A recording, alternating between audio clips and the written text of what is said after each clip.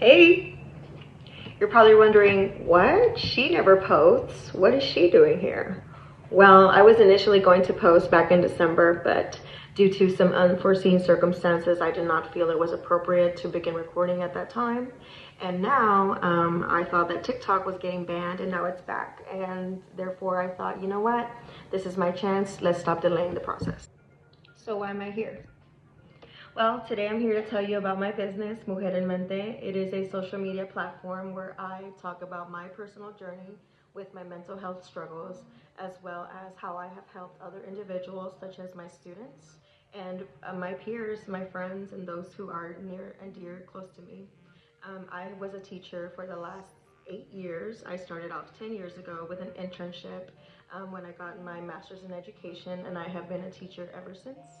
Currently, I am not a teacher. I am working in the corporate world. I choose to keep that private because despite being on camera, I still am a private person.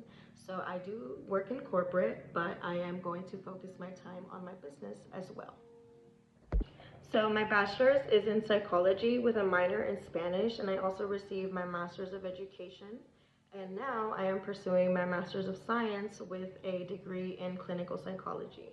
I have always admired women in STEM. I personally have women in STEM that are near and dear closest to me. One of my best friends used to be a science teacher and is now a math teacher and is one of the best ones in the district that she works at. Shout out to her. Another one of my best friends, she is a licensed school psychologist and she is amazing. One of the best people I know. I have another friend. She works at a home health company as a developmental disability professional. And lastly, I have a friend who works with adoption and foster children at a children's shelter as a compliance analyst as well. And last but not least, shout out to one of my besties that is a compliance analyst for a public health nonprofit. So when I look up to these women that are near and dear to me, I always think to myself, why can't that be me?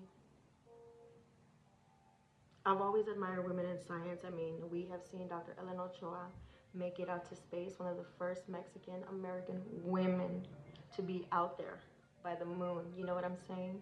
So I thought to myself, I don't want to go to the moon, but I would like to be a woman in STEM. Why can't that be me? I have always wanted to be a licensed psychologist. I remember when I first started my undergrad, I mentioned it to my parents, and they were both really on board about it. For the longest time, they would ask me about certain situations, and they would have me analyze those situations.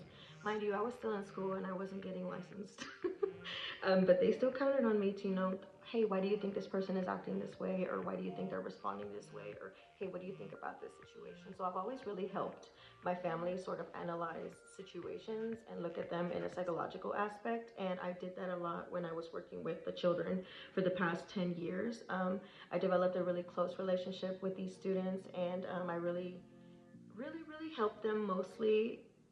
While yes, I did teach them Spanish, but my goal was for me to help them feel seen, feel heard, and for most of all, for them to love and respect themselves. So I really took it upon myself to just help them in any way that I could, whether it was academics or in their personal life. And what I found the most is that they usually did come to me with their problems, and I told myself, the children are coming to me with their problems, adults are coming to me with their problems. I'm not a licensed psychologist. I am not charging anybody by the hour here. I'm just listening and giving my personal advice. So why not give professional advice? And that is why I'm here, and that is what I want to do, and that is what I'm doing. Thank you to those women in STEM who inspire me. I'm also very grateful that people do come to me with their issues because that shows that they have a lot of trust in me and that I have given them a safe space for them to come to and talk to me about their issues. So I do not take that for granted. While yes, sometimes it feels a little overwhelming that everybody comes to me with some issues, I am very grateful that I am the person that they rely on and that they can count on to give them sound advice. So here I am. And even with the high school students, they would come to me and tell me about their relationship problems with their boyfriends, and I never underestimate their issues, regardless of what age they are or how the problem is. Because as we all know, when we remember our childhood, especially high school is very rough for everybody. I don't know how it was for y'all, but high school is a very rough time, right? And when you have an issue in high school, it feels like it is the end of the world. There is no other thing that exists but this problem, and it's going to be the end of the world for me. right? So I actually had that happen to me when I was in college. I was going through some situation with this guy that's neither here or there, right?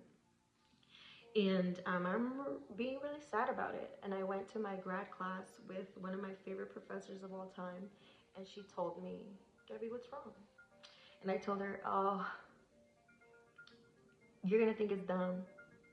And she looked at me and she told me that whatever was going on with me was not dumb because it was affecting me the way that it did. And I felt so seen and heard by this woman that's why whenever I was working with the children, I never underestimated their issues, regardless if it was, oh, my parents grounded me because of my phone, or oh, I was sending bad messages on the internet, or oh, I was doing something I wasn't supposed to. You know, I always listen, and I just, you know, we listen and we don't judge. You know what I'm saying? So every time I work with these students, I understood the power of my words. I do understand the impact that adults have on children, and how what we say really affects, you know, their growing years, their formative years. So I really wanted to show them, like, I am genuinely here for you, whether it's about Spanish or whether it is about whatever issue you're going through today. While being cautious in what I told them, I always have said that God speaks through me when I speak to these children. I always think that whenever they come to me with an issue, I never know what I'm going to say, and the right things just come out all the time. So I always have that faith that, you know what, whatever I'm going to say is going to hit them in a way that they need to hear it today. And as much as those children think that I help them, they don't know how much they help me. So I left my school in the middle of the semester this year, and I had a whole speech. We went over it, and it was very sentimental, but the overall emotion was, we're really sad, but good for you. So if they can stand behind me, I know I can stand behind me. And here I am. I've always wanted to be a psychologist. I want to go all the way with this, so why not, right? Let's do it. My plan is to achieve my PhD. I want to be Dr. Gab. I know that I already have a lot of expertise under my belt that I can be giving advice, but this is something that I want for myself, that I've always wanted. Like I said, why not me? I'm going to be sharing a lot more about myself and some of my experiences. I am in the process of writing a book. For those of you that know my story, you know how impactful it is and how it has really affected me and others around me. So I want the world to know. Yes, I want the world to know. Although I'm still a private person, okay? So don't think I'm over here gonna be spilling my guts of what I do every day all the time. I still keep things to myself. But that's boundaries, and we'll talk about that another time. Thank you for listening in. Thank you for being here, and let's enjoy this ride.